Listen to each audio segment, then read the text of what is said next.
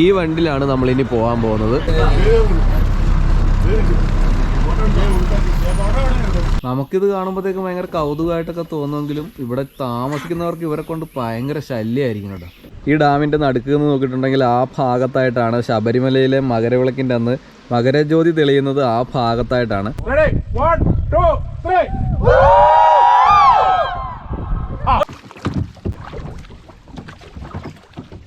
നല്ല കാറ്റാണ്, അതുകൊണ്ട് നമ്മൾ അധികം നേരം ഇവിടെ നിൽക്കുന്നില്ല. അപ്പോൾ നമുക്ക് ഇവിടുന്ന് പോകാനായിട്ടുള്ള സമയമായിട്ടുണ്ട്. ഹായ് ഫ്രണ്ട്സ്, ഞാൻ സബീർ ഇബ്രാഹിം മഹാരാജാസ്. നമ്മുടെ പുതിയ വീഡിയോയിലേക്ക് എല്ലാവർക്കും സ്വാഗതം. നമ്മുടെ ഓർഡിനറി സിനിമ ഇറങ്ങിയപ്പോൾ തൊട്ടുള്ള നമ്മുടെ ഒരു ആഗ്രഹമാണ് ഗവിക്ക് ഒരു ട്രിപ്പ് പോകണമെന്നുള്ളത്. അപ്പോൾ അതിനിപ്പോൾ നമ്മുടെ വൈക്കം KSRTC ഇപ്പോൾ ഒരു അവസരം ഒരുക്കി തന്നിരിക്കുകയാണ്. വൈക്കം KSRTC ഡിപ്പോയിൽ നിന്ന് ഇപ്പോൾ ഒരു 1 ഡേ ട്രിപ്പിന് ഗവിക്കുള്ളൊരു പ്രോഗ്രാം ആരംഭിച്ചിട്ടുണ്ട്. ഇപ്പോൾ ആരംഭിച്ചിട്ട് കുറച്ച് നാളെ ആയുള്ളെങ്കിലും വലിയ സ്വീകാര്യതയാണ് ഇപ്പോൾ ജനങ്ങളിൽ നിന്ന് ലഭിച്ചുകൊണ്ടിരിക്കുന്നത്. ഇപ്പോൾ സമയം ഏകദേശം വെളുപ്പിന് 4 മണിയാണ്. ഏകദേശം 4:20 കൂടിയാണ് വൈക്കം സ്റ്റാൻഡിൽ നിന്ന് KSRTCയുടെ നമ്മുടെ ഈ ട്രിപ്പ് ആരംഭിക്കുന്നത്. അപ്പോൾ വൈക്കം KSRTCയുടെ 1 ഡേ ഗവി ട്രിപ്പിൻ്റെ വിശേഷങ്ങളാണ് ഇന്നത്തെ വീഡിയോയിൽ നിങ്ങളുമായിട്ട് ഷെയർ ചെയ്യാനുള്ളത്. ഈ നിരത്തിയിട്ടേക്കുന്ന ബസ്സുകളിൽ ഏതോ ഒരെണ്ണം കേട്ടോ നമുക്ക് പോകാനുള്ള ബസ്.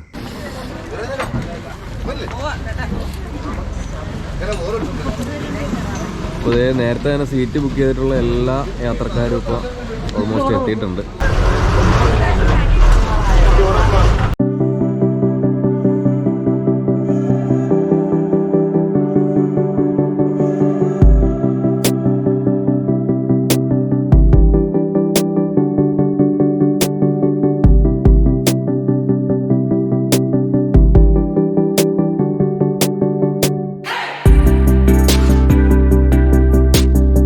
നമ്മളപ്പോൾ പത്തനംതിട്ട എത്താറായിട്ടുണ്ട്. പത്തനംതിട്ട കളക്ടറേറ്റ് ജംഗ്ഷനിലുള്ള അരോമ ഹോട്ടലിന് മുമ്പിലാണ് ഇപ്പോൾ നമ്മളിപ്പോൾ ഉള്ളത്. അപ്പോൾ നമ്മളിപ്പോൾ ഇവിടെ ഫുഡ് കഴിക്കാൻ വേണ്ടി കയറിയേക്കുവാണ്. അപ്പോൾ അത്യാവശ്യം മഞ്ഞൊക്കെ ഉള്ളതുകൊണ്ടാണ് തൊപ്പിയൊക്കെ വെച്ചിട്ട് ഇങ്ങനെ നിൽക്കുന്നത്. നമ്മുടെ വണ്ടി അവിടെ പാർക്ക് ചെയ്തിട്ടുണ്ട്. അപ്പോൾ ഫുഡും കാര്യങ്ങളൊക്കെ കഴിച്ചിട്ട് ബാക്കി കാര്യങ്ങളൊക്കെ പറഞ്ഞുതരാം. പത്തനംതിട്ട ഡിപ്പോയിൽ നിന്ന് ഷെഡ്യൂൾ ചെയ്യുന്നതിനനുസരിച്ച് മാസത്തിൽ 1-2 ട്രിപ്പുകളാണ് വൈക്കം ഡിപ്പോയിൽ നിന്ന് ഗവിയിലേക്കുള്ളത്. അപ്പോൾ നിങ്ങൾക്ക് ഈ യാത്രയുടെ ഭാഗമാകാനായിട്ട് താല്പര്യമുണ്ടെങ്കിൽ ഇതിലെ ബുക്കിംഗ് നമ്പറും കാര്യങ്ങളും ഒക്കെ നമ്മൾ കമൻറ്റ് ബോക്സിലും ഡിസ്ക്രിപ്ഷൻ ബോക്സിലും കൊടുക്കുന്നുണ്ട്. ട്രിപ്പിൻ്റെ ഭാഗമായിട്ട് ഒരാൾക്ക് 1850 രൂപയാണ് ടിക്കറ്റ് ചാർജ് വരുന്നത്. ഇതിൽ യാത്രാ ചിലവും അതുപോലെ തന്നെ പ്രവേശന ഫീസും ചിക്കൻ കറിയൊക്കെ കൂട്ടിയുള്ള ഉച്ചക്കത്തെ സ്വാദിഷ്ടമായ ഒരു ഭക്ഷണവും അതുപോലെ തന്നെ ഒരു ബോട്ടിങ്ങിനും ഒക്കെ ഉള്ള ഫീസ് ഈ തുകയിൽ ഉൾപ്പെടുത്തിയിട്ടുണ്ട്.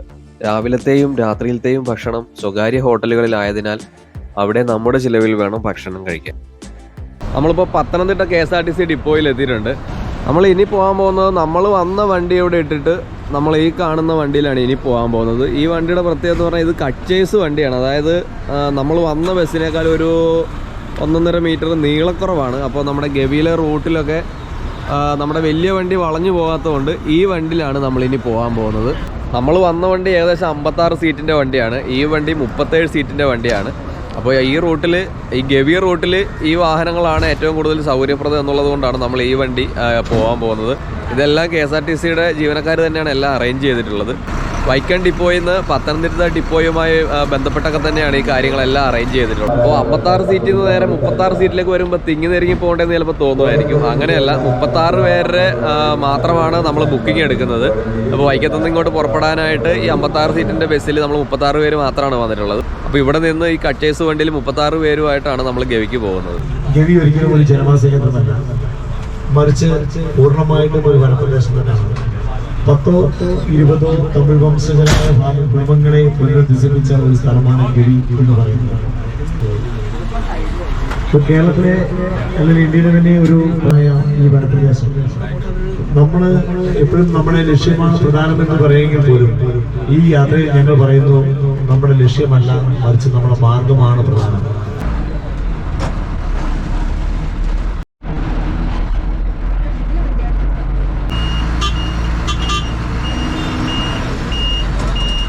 അവസാനിക്കുന്നത് വരെ 36 പേരടങ്ങിയ ഒരു ഗ്രൂപ്പ് എന്ന രീതിയിലേക്ക് ചിന്തിക്കണം.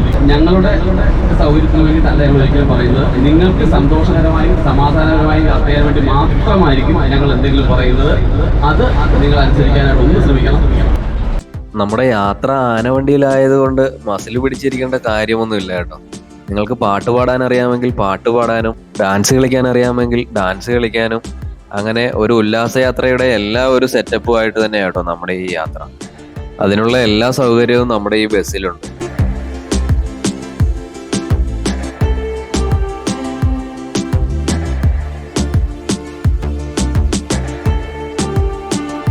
നിരവധി ഡാമുകൾ കാണാമെന്നത് ഈ ഗവി യാത്രയുടെ ഒരു പ്രത്യേകതയാണ്. അപ്പോൾ നമ്മളിനി കാണാനിരിക്കുന്ന ഡാമുകളിൽ നിന്നൊക്കെയുള്ള വെള്ളം പവർ ഹൗസിലേക്കൊക്കെ എത്തിക്കുന്ന ടണലുകളാണ് ഈ കാണുന്നത്. അപ്പോൾ ഈ യാത്രയിൽ ഇതുപോലുള്ള നിരവധി ടണലുകൾ നമ്മുടെ ഈ യാത്രയുടെ ഭാഗമായിട്ട് നമുക്ക് കാണാൻ വേണ്ടി കഴിയും.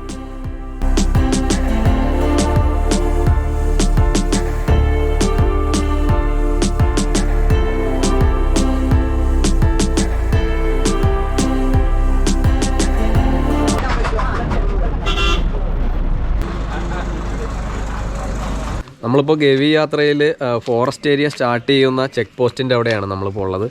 കൊച്ചാണ്ടി എന്നാണ് ഇവിടുത്തെ ചെക്ക് പോസ്റ്റിൻ്റെ പേര്. അപ്പോൾ ഇവിടെ പാസ് കാണിച്ചിട്ട് വേണം നമ്മൾ ഗവിയിലേക്ക് യാത്ര തുടരാനായിട്ട്. അപ്പോൾ പാസ് എടുക്കുന്ന ഇവിടെ നല്ല കുറച്ച് താഴത്തായിട്ട് മൂഴിയാർ ചെക്ക് പോസ്റ്റ് ഉണ്ട്. അവിടുന്ന് പാസ് എടുത്തിട്ട് വേണം നമ്മൾ ഈ കാണുന്ന കൊച്ചാണ്ടി എന്ന് പറഞ്ഞിട്ടുള്ള ഗവിയുടെ വനപാത സ്റ്റാർട്ട് ചെയ്യുന്ന അവിടുത്തെ ചെക്ക് പോസ്റ്റിൽ കാണിച്ചിട്ട് വേണം നമുക്ക് യാത്ര തുടരാനായിട്ട്. ഇപ്പോൾ അവിടെ ചെക്ക് പോസ്റ്റിൽ നമ്മളിപ്പോൾ പാസ് കാണിക്കാൻ വേണ്ടി ഇവിടെ നിർത്തിയേക്കുവാണ്. നമ്മുടെ കൂടെയുള്ളവരൊക്കെ ഇപ്പോൾ ഇവിടെ ഇറങ്ങി നിൽപ്പുണ്ട്.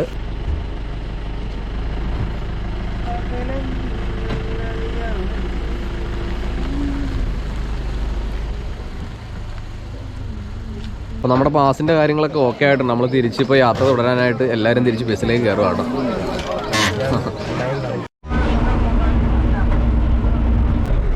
നമ്മൾ ഈ യാത്രയിൽ ശ്രദ്ധിക്കേണ്ട ഒരു കാര്യം, നമ്മുടെ യാത്ര കാട്ടിലൂടെ ആയതിനാൽ റോഡിൻ്റെ ഇരുവശങ്ങളിലും തിങ്ങി നിൽക്കുന്ന ഈറ്റച്ചെടികളും അതുപോലെ തന്നെ ഇല്ലിമരങ്ങളും ഒക്കെ ഉണ്ടാവും. അപ്പോൾ ഇടയ്ക്കിടയ്ക്ക് അതിൻ്റെ നീണ്ടു നിൽക്കുന്ന ശിഖരങ്ങളൊക്കെ നമ്മുടെ വിൻഡോസിൽ ഇടയ്ക്കിടയ്ക്ക് ഇങ്ങനെ ഒന്ന് തട്ടിക്കൊണ്ടിരിക്കും. അപ്പോൾ അതൊന്നും നമ്മൾ ശ്രദ്ധിച്ച് വേണം സീറ്റിലിരിക്കാനായിട്ട്. അതുപോലെ തന്നെ ചില ചതുപ്പ് സ്ഥലങ്ങളിലൊക്കെ നമ്മൾ ഇറങ്ങുന്നത് കൊണ്ട് പുളയട്ടയുടെ സാന്നിധ്യം ഉണ്ടാകാനായിട്ട് സാധ്യതയുണ്ട്. അപ്പോൾ ഒരു സാനിറ്റൈസർ കൂടി കയ്യിൽ കരുതുന്നത് നന്നായിരിക്കും.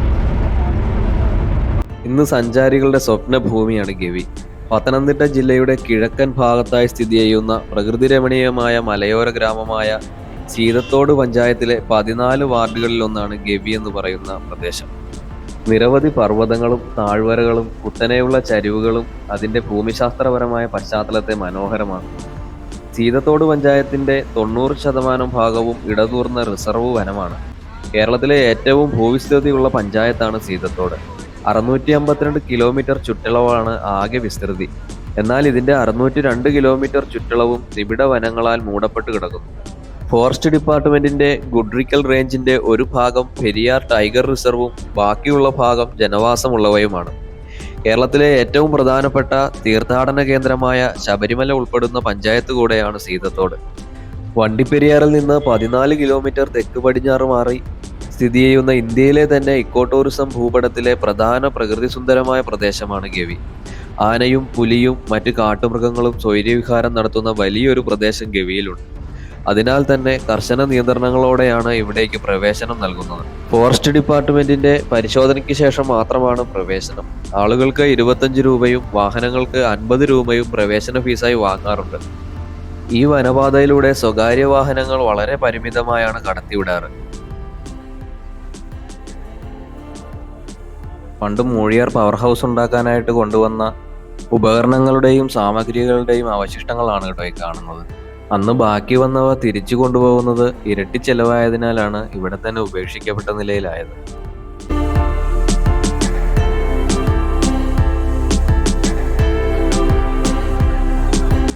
നമ്മുടെ ഈ കാനനയാത്രയിൽ ആദ്യമായിട്ട് ക്യാമറയിൽ പതിഞ്ഞത് ഒരു കാട്ടുപന്നിയും കുഞ്ഞുമായിരുന്നു. അവൻ നമ്മുടെ വണ്ടി കണ്ടപ്പോൾ തന്നെ ഉൾക്കാട്ടിലേക്ക് കയറിപ്പോവുകയും ചെയ്തു. ഈ യാത്രയിൽ ഒരു സൂം ലെൻസ് ഇല്ലാത്തത് വലിയൊരു നഷ്ടമായി പോയ ഒരു സമയം തന്നെയായിരുന്നു ഇത്. നമ്മളിപ്പോൾ എത്തുന്നത് മൂഴിയാർ ഡാമിലേക്കാണ്. കേരളത്തിലെ ഒരു പ്രധാനപ്പെട്ട ജലവൈദ്യുത പദ്ധതിയായിട്ടുള്ള കക്കാട് ജലവൈദ്യുത പദ്ധതിക്ക് ആവശ്യമായ വെള്ളം ലഭിക്കുന്നത് ഈ മൂഴിയാർ ഡാമിൽ നിന്നാണ്. സാധാരണ യാത്രയിൽ ഇവിടെ ഇറങ്ങുവാനും ഇവിടെ നിന്ന് ഫോട്ടോ എടുക്കുവാനും ഒക്കെ അനുവദിക്കുന്നതാണ്. ഇപ്പോൾ ഡാമിലെ അറ്റകുറ്റപ്പണി നടക്കുന്നതുകൊണ്ട് നമുക്കിവിടെ ഇറങ്ങാനോ ഫോട്ടോ എടുക്കാനോ ആയിട്ടുള്ള അനുമതിയില്ല. നമ്മൾ ഈ യാത്രയിൽ കാണാൻ പോകുന്ന 5 ഡാമുകളിൽ ഒന്നാമത്തേതാണ് ഈ മൂഴിയാർ ഡാം.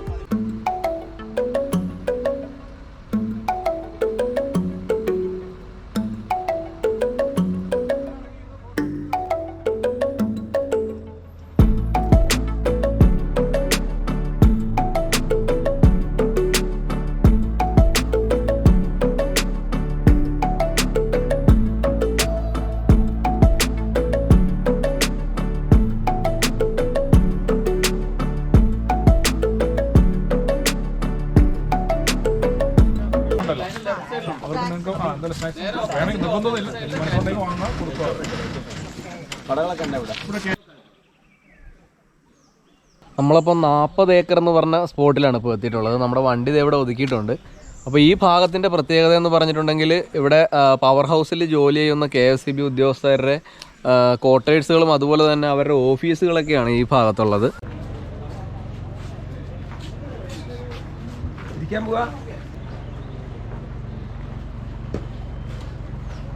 ഈ കാണുന്നതൊക്കെ മൂഴിയാർ പവർ ഹൗസിലെ KSEBിലെ ജീവനക്കാരുടെയൊക്കെ ഓഫീസുകളും അതുപോലെ തന്നെ ക്വാർട്ടേഴ്സൊക്കെയാണ് ഈ ഭാഗത്തൊക്കെ കാണുന്നത്. അതുപോലെ തന്നെ ഇവിടുത്തെ KSRTC ജീവനക്കാരുടെയും അതുപോലെ തന്നെ KSEBിലെ ഒക്കെ ആളുകളുടെയൊക്കെ ക്വാർട്ടേഴ്സാണ് ഈ ഭാഗത്തും ഒക്കെ കാണുന്നത്. ക്വാർട്ടേഴ്സിൻ്റെ മേളിലും നിറയെ കുരങ്ങന്മാരാട്ടോ. വാനരപ്പട എന്ന് പറയാൻ പറ്റുന്ന ഒരു സംഭവമാണ് ഇവിടെ നടന്നുകൊണ്ടിരിക്കുന്നത്. ഒരു 10-15 കുരങ്ങന്മാരുണ്ട്, കുട്ടികളും അതുപോലെ തന്നെ അമ്മയും അച്ഛനൊക്കെ ആയിട്ട് കുറേ കുരങ്ങന്മാരുണ്ട്. നമുക്കിത് കാണുമ്പോഴത്തേക്കും ഭയങ്കര കൗതുകമായിട്ടൊക്കെ തോന്നുമെങ്കിലും ഇവിടെ താമസിക്കുന്നവർക്ക് ഇവരെ കൊണ്ട് ഭയങ്കര ശല്യമായിരിക്കും കേട്ടോ. ഒരു സാധനം വെളിയിൽ വെക്കാനോ എന്തെങ്കിലും തുണികൾ പോലും വെളിയിലൊന്നും കഴുകിയിടാൻ പറ്റാത്ത സെറ്റപ്പിലായിരിക്കും ഇവന്മാരുടെയൊക്കെ പ്രവർത്തനം എന്ന് പറയുന്നത്. ഞാൻ നിൽക്കുന്ന ഈ മരത്തിൻ്റെ മേളിൽ തന്നെ ഇപ്പോൾ 2 കുരങ്ങന്മാർ ഇരിപ്പുണ്ട്. അപ്പോൾ അവിടെ നിന്ന് താഴത്തേക്ക് വന്നിട്ടുണ്ടെങ്കിൽ ഈ വീടിൻ്റെ മേളിലും മുഴുവൻ കുരങ്ങന്മാരാണ്. ഇപ്പോൾ ഇവിടുത്തെ താമസക്കാരൊക്കെ ജോലിക്ക് പോയേക്കുന്നത് കൊണ്ടായിരിക്കും ചിലപ്പോൾ ഇവന്മാർ ഇങ്ങനെ കിടന്ന് വിലസുന്നത്.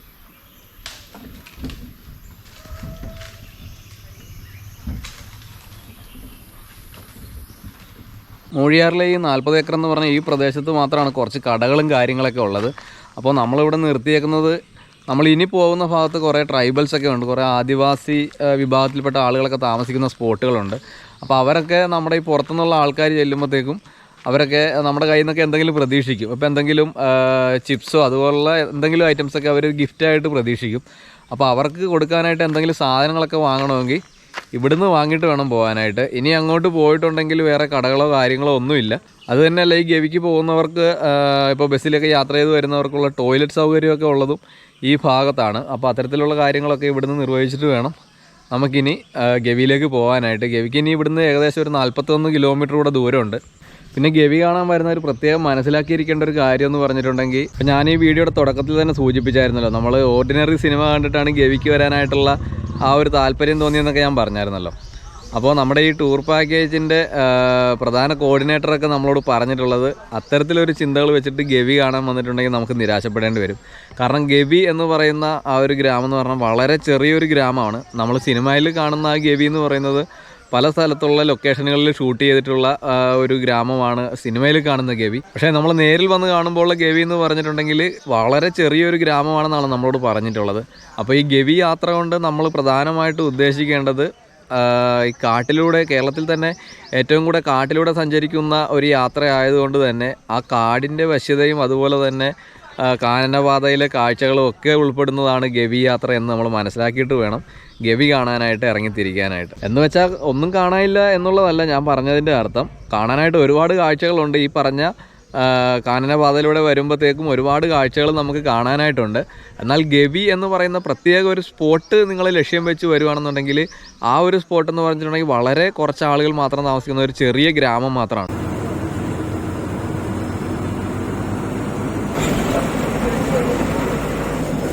കക്കി ഡാമിലെയും ആനത്തോട് ഡാമിലെയും വെള്ളം ശബരിഗിരി പവർ ഹൗസിലേക്ക് എത്തിക്കുന്ന പെൻസ്റ്റോക്ക് പൈപ്പുകളാണ് ഈ കാണുന്നത്. സമുദ്രനിരപ്പിൽ നിന്ന് 981 മീറ്റർ ഉയരത്തിൽ സ്ഥിതി ചെയ്യുന്ന കക്കി ഡാമിൽ ശേഖരിക്കുന്ന വെള്ളം മലനിരകളിലൂടെ ഒഴുകിപ്പോകാതിരിക്കാൻ നിർമ്മിച്ച തടയണയാണ് ആനത്തോട് ഡാം. ഈ രണ്ടിടത്തുമായി ശേഖരിക്കുന്ന വെള്ളമാണ് ഈ പെൻസ്റ്റോക്ക് പൈപ്പുകളിലൂടെ പവർ ഹൗസിൽ എത്തിക്കുന്നത്. കക്കി ഡാമിന്റെ റിസർവ് പ്രദേശത്താണ് നമ്മളിപ്പോൾ ഉള്ളത്. അതിമനോഹരമായൊരു ദൃശ്യഭംഗി തന്നെയാണ് ഇവിടുത്തെ പ്രകൃതി നമുക്ക് വേണ്ടി ഒരുക്കി വെച്ചിട്ടുള്ളത്. ഗവി യാത്രയിലെ സഞ്ചാരികളുടെ ഒരു ഇഷ്ട ലൊക്കേഷൻ കൂടെയാണ് ഈ ഭൂപ്രദേശം എന്ന് പറയുന്നത്. മഴ പെയ്തിറങ്ങുന്ന വെള്ളത്തെ മലകൾക്കിടയിൽ തടയണ കെട്ടി അതിൽ സംഭരിച്ചു നിർത്തി ആവശ്യാനുസരണം ഉപയോഗിക്കുന്ന മനുഷ്യന്റെ ആ ഒരു കരവിരുതിനെയാണ് അവിടെ നിന്നപ്പോൾ ആലോചിച്ചു പോയത്. ഇവിടെ എത്തുന്ന ഒരു സഞ്ചാരികളും ഇവിടെ നിർത്തി ഒരു ഫോട്ടോയെങ്കിലും എടുക്കാതെ പോകാറില്ല എന്നുള്ളത് തന്നെയാണ് ഈ സ്ഥലത്തിന്റെ ഏറ്റവും വലിയ മനോഹാരിതയെ സൂചിപ്പിക്കുന്നത്.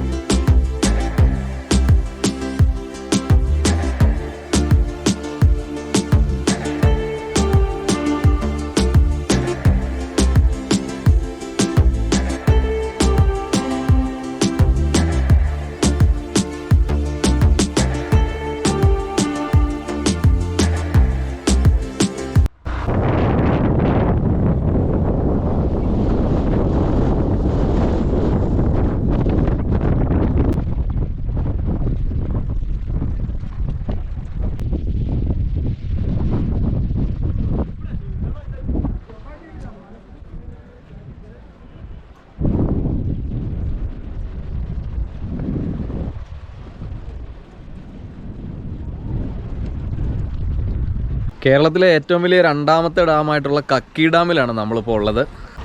ഇടുക്കി ഡാം കഴിഞ്ഞിട്ടുണ്ടെങ്കിൽ ഏറ്റവും കൂടുതൽ ജലം സംഭരിക്കുന്ന രണ്ടാമത്തെ ഡാമാണ് നമ്മുടെ കക്കി ഡാം.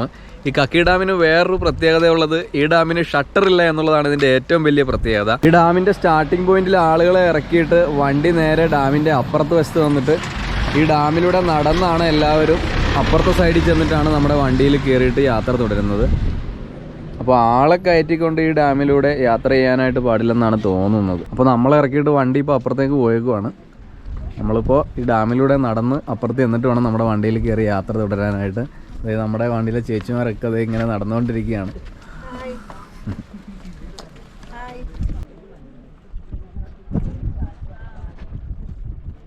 ഈ ഡാമിൻ്റെ വേറൊരു പ്രത്യേകത എന്ന് പറയുന്നത് ഈ ഡാമിൻ്റെ നടുക്ക് നിന്ന് നോക്കിയിട്ടുണ്ടെങ്കിൽ ആ ഭാഗത്തായിട്ടാണ് ശബരിമലയിലെ മകരവിളക്കിൻ്റെ അന്ന് മകരജ്യോതി തെളിയുന്നത്. ആ ഭാഗത്തായിട്ടാണ്.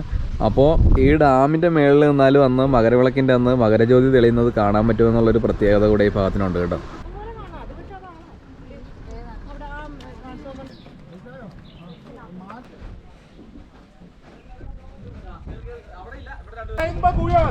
ഒന്നിച്ച് പോകണം, ഒരുപോലെ പോകണം. ഓക്കെ, വൈക്കത്തുകാരുടെ പൂവ് തെളിയിക്കണം ഇവിടെ. റെഡി, 1 2 3. ഈ കാണുന്നത് ഗവിയിലേക്കുള്ള യാത്രാമധ്യയിലുള്ള ഒരു എക്കോ പോയിന്റ് ആണ്. മറ്റൊരു പ്രത്യേകത എന്ന് പറയുന്നത് ഇവിടുന്ന് പൊട്ടിച്ച പാറകൾ ഉപയോഗിച്ചിട്ടാണ്. കക്കി ഡാം ആണെങ്കിലും അതുപോലെ തന്നെ ആനത്തോട് ഡാം ആണെങ്കിലും 3 ഡാമുകളും പണിതത് ഈ പാറക്കെട്ടിൽ നിന്ന് ഉപയോഗിച്ചിട്ടുള്ള പാറകൾ ഉപയോഗിച്ചിട്ടാണ്. അതുപോലെ തന്നെ സിമെന്റ് ഉപയോഗിച്ചിട്ടില്ല. ചുണ്ണാമ്പ് പോലെയുള്ള ചില മിശ്രിതങ്ങൾ ഉപയോഗിച്ചിട്ടാണ് നമ്മുടെ ഈ ഡാമുകളൊക്കെ പണിതിട്ടുള്ളത് കേട്ടോ.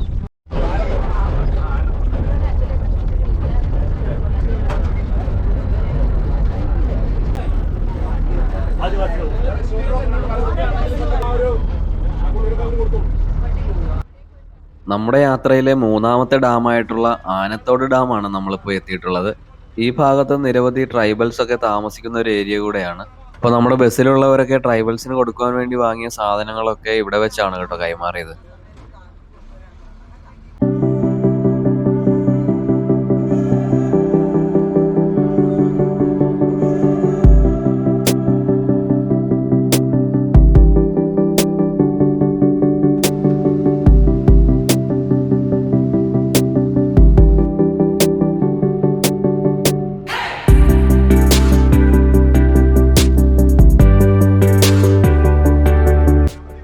ഇവിടെ ആ കുന്നിൻ്റെ മുകളിലായിട്ടൊരു മ്ലാവിൻ്റെ കൂട്ടത്തെ കണ്ടാണ് നമ്മളിപ്പോൾ വണ്ടി നിർത്തിയിട്ടുള്ളത്. കുറച്ച് അകലെ ആയതുകൊണ്ട് തന്നെ നമ്മുടെ ഡ്രൈവർ അഭിലാഷ് ചേട്ടൻ്റെ ക്യാമറയിലൂടെയാണ് കേട്ടോ ഇപ്പോൾ എല്ലാവരും അതിനെ കണ്ടുകൊണ്ടിരിക്കുന്നത്.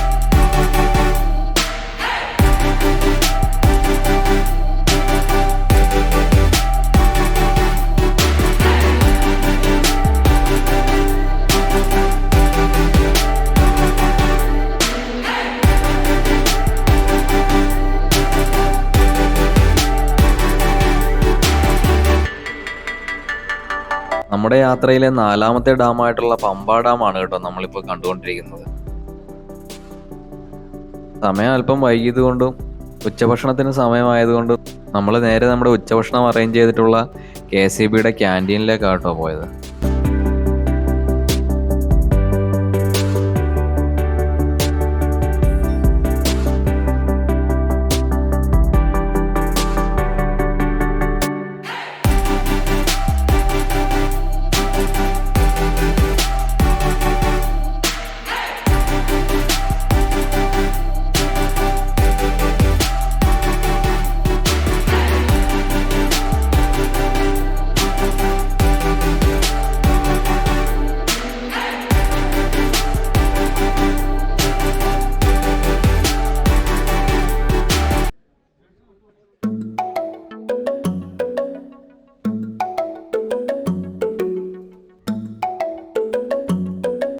KCB ക്യാൻറ്റീനിലെ സ്വാദിഷ്ടമായ ഉച്ചഭക്ഷണത്തിന് ശേഷം നമ്മുടെ പാക്കേജിന്റെ ഭാഗമായിട്ടുള്ള ബോട്ടിങ്ങിനാട്ടോ നമ്മൾ പോയത്. പമ്പ ഡാമിന്റെ ഭാഗമായിട്ടുള്ള തടാകത്തിലൂടെ തന്നെയാണ് നമ്മുടെ ഈ ബോട്ടിങ് നടക്കുന്നത്. അതിമനോഹരമായ കാഴ്ചകളൊക്കെ കണ്ട് ഏകദേശം അരമണിക്കൂറോളമാണ് നമ്മുടെ ഈ ബോട്ടിംഗ് ഉള്ളത്.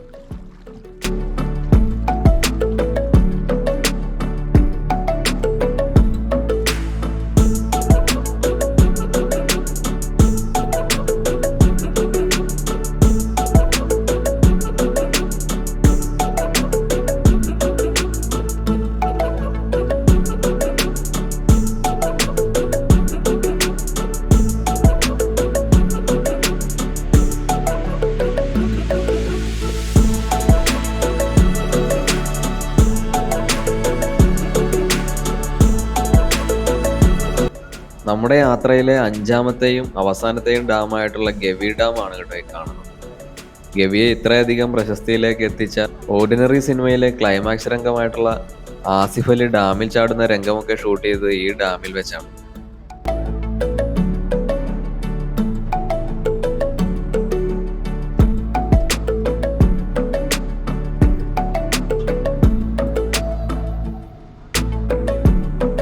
നമ്മുടെ യാത്രയിൽ കുന്നിന്റെ മുകളിലായിട്ട് ഒരു കാട്ടുപോത്തിനെ കണ്ടാണ് നമ്മളിപ്പോ വണ്ടി നിർത്തിയിട്ടുള്ളത് കേട്ടോ.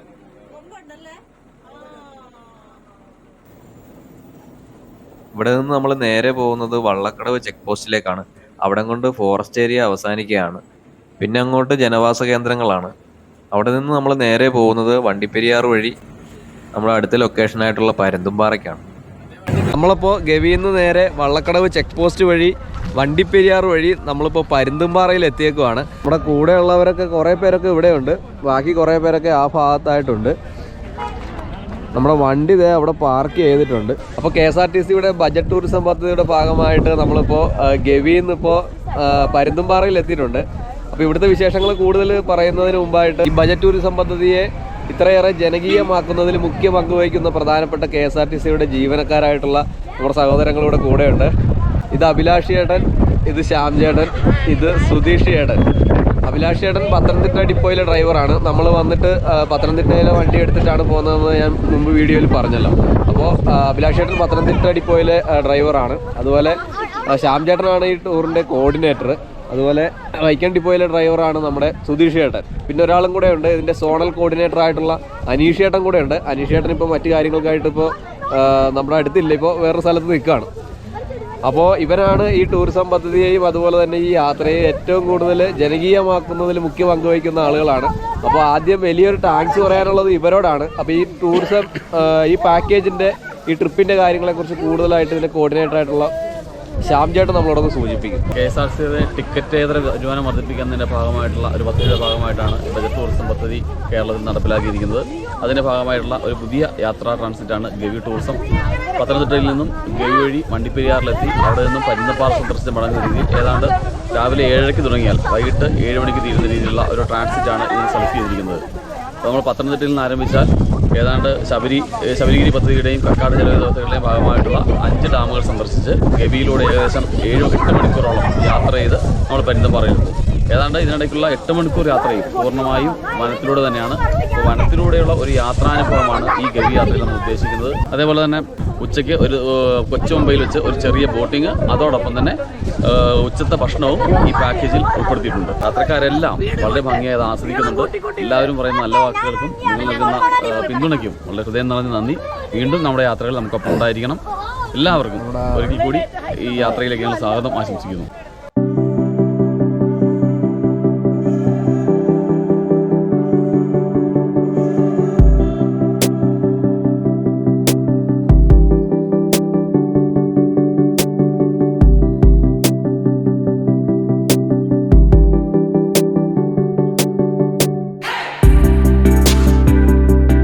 ഇതിനു മുമ്പ് പരുന്തുംപാറ വന്നപ്പോഴത്തേക്കും എനിക്ക് വരാൻ പറ്റാത്ത ഒരു സ്പോട്ടിലേക്കാണ് നമ്മളിപ്പോൾ പോകുന്നത്.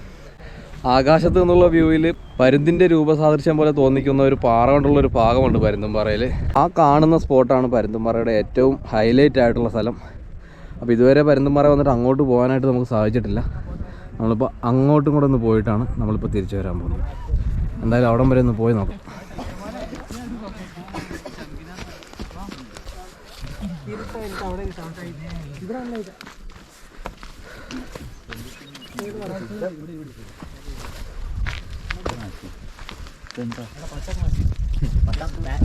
അപ്പോൾ പരുന്തുംപാറയുടെ ഏറ്റവും ഹൈലൈറ്റ് ആയിട്ടുള്ള പരുന്തിൻ്റെ തലയിലാണ് നമ്മളിപ്പോൾ ഉള്ളത്. അപ്പോൾ പലവട്ടം ഇവിടെ വന്നിട്ടും ഇതുവരെ എത്താനായിട്ട് നമുക്ക് സാധിച്ചിരുന്നില്ല. കുറച്ച് റിസ്ക് ഉള്ള സ്ഥലമാണ്. പക്ഷെ എന്നാലും ഇത്തവണ ഇവിടെ വരെ എത്തിയിട്ടേ പോകുള്ളൂ എന്നുള്ള ദൃഢനിശ്ചയത്തോടു കൂടിയാണ് നമ്മൾ വന്നത്. അപ്പോൾ അതെന്തായാലും സാധിച്ചിട്ടുണ്ട്. നല്ല കാറ്റാണ്, അതുകൊണ്ട് നമ്മൾ അധികം നേരം ഇവിടെ നിൽക്കുന്നില്ല. അപ്പോൾ നമുക്ക് ഇവിടുന്ന് പോകാനായിട്ടുള്ള സമയമായിട്ടുണ്ട്. അപ്പോൾ പരുന്തുംപാറയുടെ വിശേഷങ്ങളാണ് ഇപ്പോൾ നിങ്ങളിപ്പോൾ കണ്ടുകൊണ്ടിരിക്കുന്നത്.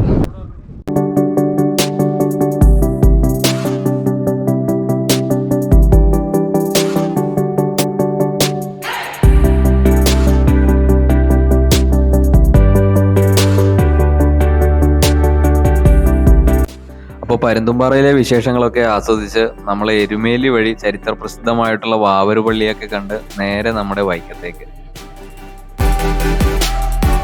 അപ്പോൾ നമ്മുടെ ഗവി ട്രിപ്പ് വിജയകരമായിട്ട് പൂർത്തീകരിച്ച് നമ്മൾ ഏകദേശം 12 മണിയോടുകൂടി തന്നെ നമ്മുടെ വൈക്കത്ത് നമ്മുടെ സ്റ്റാൻഡിൽ തിരിച്ചെത്തിയിട്ടുണ്ട്. വൈക്കത്ത് നിന്നുള്ളവർ മാത്രമല്ലായിരുന്നു, തൃപ്പൂണിത്തുറയിൽ നിന്നും അതുപോലെ തന്നെ പുത്തൻകാവിയിൽ നിന്നും പുത്തൻകുരിശിൽ നിന്നും ചേർത്തലയിൽ നിന്നൊക്കെയുള്ള ആൾക്കാരുണ്ടായിരുന്നു.